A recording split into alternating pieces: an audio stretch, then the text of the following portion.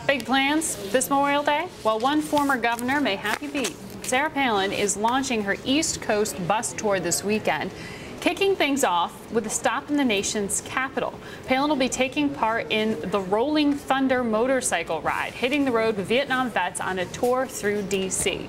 But the real question is why? For more on that, we'll bring in our Washington executive editor, Al Hunt. Al, will we see you on a Harley? You know, I wish I could, but boy, what a delight that would be to be, you know, rolling thunder with Sarah Palin.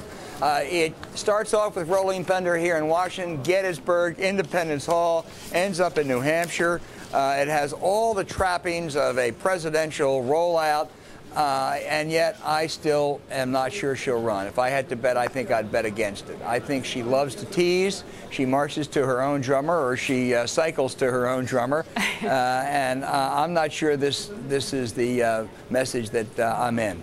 Yeah, people saw that purchase of the home in Arizona as a sign that, oh, well, maybe actual, you know, headquarters for her operations would be based out of there. You still think it's a tease, though? Well, she got a great narrative in one sense, but there's another part of that narrative too, Margaret, which is she left as governor of Alaska only halfway through her first term. She's now got a home in Arizona. She's controversial, to be sure. She's had, you know, less than stirring success on Fox. So I'm not sure that she really wants to get in and fail. She'd love to get in and succeed, but she's got a great gig going right now, and a failed presidential race would threaten that gig over the next 5 or 10 years. One thing she does know how to do is galvanize her supporters and galvanize a fan base. Can Romney or Michelle Bachmann, both of whom say they're going to indicate their intent to run next week, can they do that? Totally different. Romney is a typical front runner. Michelle Bachmann can do that. Michelle Bachmann can galvanize the base. She raised more money, I think, than anyone else in the House of Representatives last time.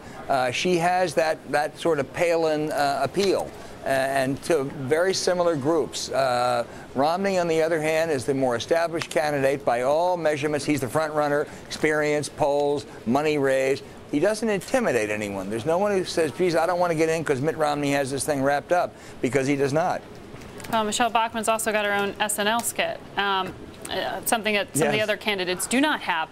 Al, we want to bring you a little bit of headline breaking news here. Rick Perry, governor of Texas, says he's thinking about a presidential run. I don't know if thinking about is the same thing as saying I'm thinking about announcing next week that I am going to run, which is what Michelle Bachmann and Mitt Romney said. What does thinking about mean? Thinking about it means he really is thinking about it. There are a number of people who are telling Governor Perry there's an opening there on the populist right.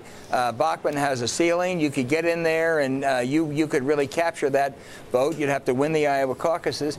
So he's thinking about it. I'll tell you who else is thinking about it in a totally different way. Rudy Giuliani is seriously thinking about starting in New Hampshire and then moving on to Florida. So this field is not formed yet. Is it harder for the party to have such a heavy field laden with candidates all over? No, I don't think it causes a problem right now, because it all, you know, they weed one another out rather quickly. By the end of the New Hampshire primary, there will only be at most 3 standing. All right. Well, Al, you've got your show tonight. It's Friday, 7 p.m. And you've got Representative Jim Clyburn right here on Bloomberg TV. Anything you can tell about that? Yeah, it's very interesting. He's on that Biden group that's trying to negotiate a budget deal. He's very confident there'll be a budget deal. He said we'll go right up to the August 2 deadline. You know, we'll probably not have a day to spare, and it will include tax increases in it. We'll see if he's right, but he's an insider. No, and, it's a good interview. Well, what you just said there about he's certain that we're going to go right up to the deadline, that seems to be this growing consensus. All week long we've been hearing that from individuals. Peter Orszag, who worked at this White House, apparently said something similar in a recent speech as well. Yeah, why do it with some comfort when you can take it right up until the end, I guess, is the way Washington works. It's a dangerous game of chicken, Al. Thank you so much. Have a great weekend. Margaret, thank you. Thank you, and I want to see if you get on a Harley, too, and a happy Memorial Day to you. That would be, I mean, I'm a klutz, and that would be good for no one. No, you're not a klutz. Al Hunt. So I'll see you on Tuesday.